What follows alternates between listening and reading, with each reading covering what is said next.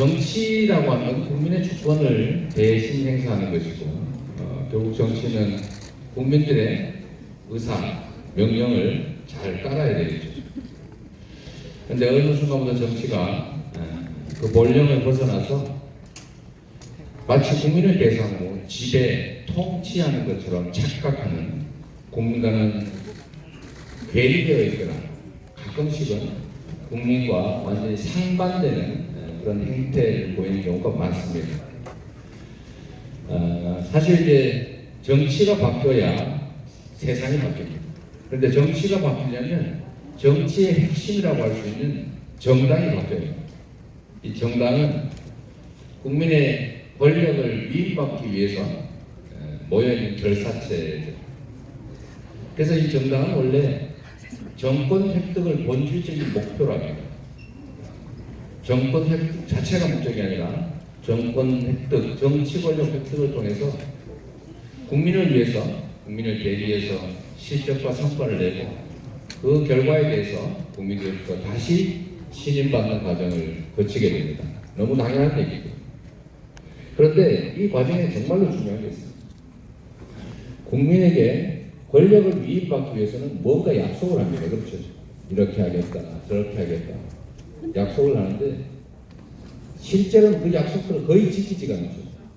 우리는 친구한테 돈을 2만 원 빌려도 그거 갚아야 되지 않습니까? 안 갚으면 제재가 따르죠. 그런데 정치에서는 주권을 국민의 주권을 약속을 믿고 맡겼는데 그 약속을 전혀 지키지 않아도 아무 책임이 따르지가 않습니다. 그래서 정치에서는 뻔뻔한 사람들이 훨씬 더 유리한, 선거 때는 무슨 말을 못하나, 아주 유명한 분이 하신 말씀이에요. 선거 때 한 약속 다 지키면 나라 망한다. 누군지 지금도 활동하시는 분입니다. 이런 얘기를 하면서 국민을 지배 대상으로, 통치 대상으로 여기는 황당한 사람들이 여전히 승승장구하고 있죠. 그래서 국민들은 정치를 불신합니다. 원래 정치는 저런 거예요. 다 거짓말만 해요. 선거 때 약속한 거 안 지키는 게 당연한 거예요. 누가 믿냐? 이 불신이 패배하죠. 근데 이 불신 또는 어쩌면 미움, 심하게 얘기하면 정치에 대한 혐오, 이런 것들 속에서도 어떻게 정치가 계속 유지될 수 있을까? 이 선택의 의지가 없는 양당 체제 때문에 그렇습니다. 둘 중에 하나를 고르도록 의무화되어 있어요. 둘 중 하나만 골라야 됩니다. 그런데 둘 다 싫어요. 둘 다 마음에 들지 않습니다. 그래서 어떤 일이 벌어지냐면 울며 겨자 먹기식의 선택을 하게 됩니다. 싫은데 덜 싫은 거를 억지로 선택합니다. 그래서 정치에서 우리가 열심히 해서 국민들에게 기대와 사랑을 모아보자 라고 하는 게 아니라 상대가 실패하기만 기다리는 거예요. 또 좀 더 나쁜 행태를 보인다면 상대가 실패하도록 발목을 잡아요. 방해를 놓는 거예요. 저는 진심으로 우리 윤석열 정부, 윤석열 대통령 성공하길 바랍니다. 이유는 그게 국익과 국민의 삶에 도움이 되니까. 우리가 일꾼으로서 경쟁하지만 일을 망치면 안 되지 않습니까? 내가 못하면 너도 하지 마라 이럴 수는 없는 거죠. 진심으로 저는 그렇게 이 정부가 성공하기를 바라고, 이 정부가 성공을 한다고 하는 것은 더 나은 세상을 만든다는 뜻이기 때문에 협력할 것은 확실하게 협력하고, 그러나 퇴행하거나 해서는 안 될 일을 하거나 할 때는 강력하게 싸워서 우리 야당의 역할을 제대로 해야 되겠다, 이렇게 마음 먹고 있습니다.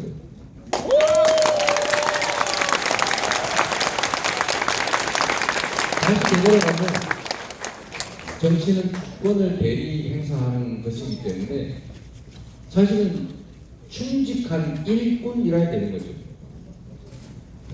힘센 지배자가 아니라 충직한 일꾼, 공복, 우리 국민을 위한 머슴의 역할을 제대로 잘 해내야 됩니다. 그래서 울며 겨자 먹기식 차악을 어쩔 수 없이 선택하는 정치가 아니라 흔쾌히 내가 이 당에 기대를 가지고 있다. 이 당은 믿을 수 있어. 이 당은 내가 살아갈 내일 그리고 다음 세대가 살아갈 세상을 이렇게 만들어 줄 것이다. 이렇게 믿어지는 대한 세대 또는 수권 능력을 인정받는 정당이라야 되지 않겠습니까? 맞습니다. 그래서 저는 장경태 후보가 자주 말씀하신 것처럼 혁신해야 합니다. 바뀌어야 해요. 지금 이 상태에서 상대가 실수할 가능성이 많다. 실패할 가능성이 많다. 경제가 악화될 것이다. 그러니 결국은 이반된 민심이 우리에게 올 것이다. 이렇게 안이하게 기다리면 국민들은 제가 보기엔 제3의 선택을 할 가능성이 매우 높습니다. 맞습니다. 이제는 과거와 다르게 우리 세대는 그렇게 살았죠. 형제가 많으니까 참는 게 능사고 불만스러워도 견디고 이게 습관화돼 있어요. 억울해도 할 수 없이 같이 살려면 인내하고 이렇게 살았는데 요즘 20, 30대, 특히 10대, 20대 여기는 형제가 많지 않아서 불합리한 걸 절대로 수용하지 않습니다. 그래서 직장에서도 부당한 거 시키면 바로 그만둬버리고 달려들어요. 이게 정상의 사회죠 사실. 이렇게 변화된 사회에서 우리 기성세대가 했던 것처럼 저기가 더 나쁘니까 여기 덜 나쁜 마음에 안 들지만 여기보다는 그래도 덜 나쁜 이걸 선택해라 라고 하면 선택하겠습니다. 그리고 더 중요한 게 있습니다. 상대의 실수를 기다리는 것은 이 국가의 운명과 우리의 삶을 통째로 우리의 의지와 역량이 아니라 운수에 맡기는 거 아닙니까? 운수, 요행에 우리의 삶과 대한민국의 미래를 맡길 수는 없는 거죠? 네. 그래서 우리가 진정으로 국민이 원하는 국민의 기대를 충족할 수 있는 아니 최소한 국민의 기대를 충족해 나갈 준비가 되어 있다라고 믿어지는 그런 정당으로 바뀌어야 되는 거예요. 우리 국민들께서 천지개벽하는 혁명적 변화를 원하겠습니까? 온 정성을 다해서 자기에게 부여된 역할을 제대로 할 생각을 가지고 할 수 있는 영역에서 최대한의 노력을 하는 이 진정성이 보이고 작은 거라도 성과를 만들어서 차곡차곡 쌓아가는 그 성실함을 그 충정을 인지하게 되면 저는 드디어 정신 차렸구나. 우리의 미래를 맡겨도 되겠다. 또 국민 속에서 소통하고 국민의 의견을 무시하지 않고 존중하고 두려워하는 존재라고 인지되면 이 당과 함께 우리의 미래를 갖고 갈 수 있겠다. 바꿔갈 수 있겠다. 이렇게 믿어지지 않겠습니까? 그런 당을 만드는 것. 국민과 함께 국민 속에서 소통하고 혁신하면서 유능함을 증명하고 우리 사회가 나아갈 미래를 뚜렷하게 제시해서 우리 국민들의 기대와 신뢰를 충족하는 조금 더 나아간다면 국민의 사랑을 받는 정당을 만드는 게 바로 지금 현재 우리 민주당이 할 일이다. 맞습니까 여러분? 어렵지 않다. 결코 어렵지 않습니다. 우리가 주어진 권한을 제대로 행사하고 대전시장은 인구가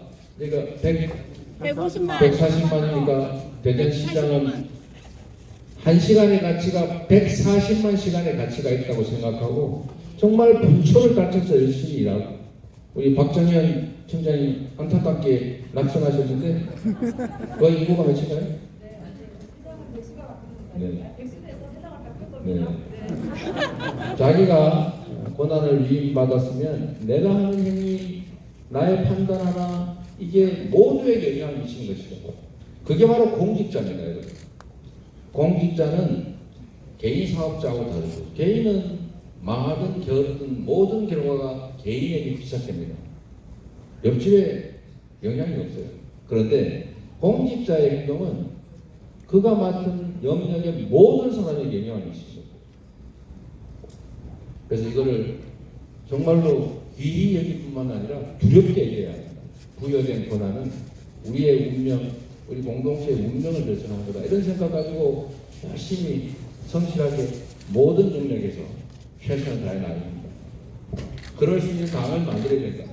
당은 바뀌지 않는다. 이재명 당신 아무리 열심히 해봐야 실패할 거다. 괜히 상대방이 실수할 때까지 조용히 기다리면 될 일을 혁신한다고, 개혁한다고, 새로운 당 만든다고 들쑤셔가지고 균열 갈등 생기면 오히려 더 위험하다. 이런 생각을 가진 분들이 의외로 많습니다. 특히 이 당이 국민의 뜻, 당원의 뜻과 좀 다르게 경영되다 보니까, 운영되다 보니까 어떻게 당원들이 생각하고 중간층의 생각하고 최상층의 생각이 달라도 이렇게 다를 수가 없어요. 맞습니다. 당원의 생각과 여의도의 생각이 대체 왜 이렇게 다른 겁니까? 비민주적인 정당이라는 뜻이겠죠. 민주, 당원이 주민인 당, 국민의 주민인 나라, 민주, 정당, 민주, 국가, 이 당이라는 원칙이 관철되지 않다 보니까 다 싫어하고 절망하고 또 포기하고 그런 거 아니겠어요? 당을 바꾸자, 이게 우리가 할 일이다, 이 말씀 하나 드리고 한 가지만 더 말씀드리고 제가 여러분의 의견을 듣는 시간 좀 많이 갖도록 하겠습니다. 오늘은 저는 민주당을 이렇게 당의 중심이 아니라 바깥에서 이렇게 오랫동안 보고 지방행정을 해왔기 때문에 중심은 아닙니다. 근데 당을 이렇게 최근에 좀 들여다보니까 좀 그런 느낌이 들었어요. 당이 장기 계획이 없는 것 같아요. 맞습니다. 이 리더십 부재상 같습니다. 중기 계약도 없어요. 그러니까 뭐라 그럴까, 그냥 방향도 잘 모르겠고 책임지는 사람이나 세력도 없고 그냥 당장 닥친 일 해내기 급급한 것 같아요. 그런데 여러분, 우리 더불어민주당뿐만이 아니라 세상에는 기본적으로 개혁 민주 세력이라고 하는 것은 더 많은 사람의 더 많은 혜택이 가능한 새로운 사회를 만들고자 하는 것이기 때문에 기본적으로 기득권 세력과 부딪히게 돼 있어요. 그렇죠? 개혁이라는 그런 것이죠. 더 나은 시스템, 더 나은 제도, 더 나은 세상을 만드는 것이기 때문에 이건 반대로 얘기하면 누군가가 그동안에 얻고 있던 이익이나 혜택이나 이런 것들을 제한당한다, 줄어들게 된다. 이 말과 똑같은 말이고 결국 개혁은 반발을 본질적으로 감수할 수밖에 없는 거죠. 개혁의 가치만큼 반발이 같은 크기로 존재한다. 그런데 우리 민주당은 과연 개혁을 하기 위해서 뭘 했는지 국민들께서는 이제는 흥미해진 것 같아요. 과거는 민주당은 딱 떠오르게 됐어요. 민주화 운동. 우리 고문님들 옛날에 고생 많이 하셨죠. 아무나 잡아가지고 고문하고 사건 조작해가지고 사람 사법살인하고 그런 세상에 정말 치열하게 싸워왔지 않습니까? 그래서 민주적인 사회를 만드는 게 민주당의 가장 큰 과제였어요. 국민들은 그걸 보고 민주당은 딱 떠오르는 진짜 민주주의 회복, 민주주의 확보 이런 거였던 거죠. 그래서 민주당이 기대를 걸었어요. 실제로 민주당이 열심히 싸워서 민주주의 체제를 회복해냈거든요. 그런데 그것까지가 끝입니다. 이 성공의 역설인데 이걸 다 거의 다 완수했다고 보니까 대체 민주당이 하려는 게 뭔지를 잘 모르겠어요 이제.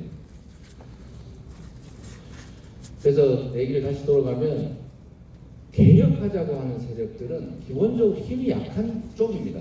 숫자는 말고 힘은 없어요. 힘이 약해요.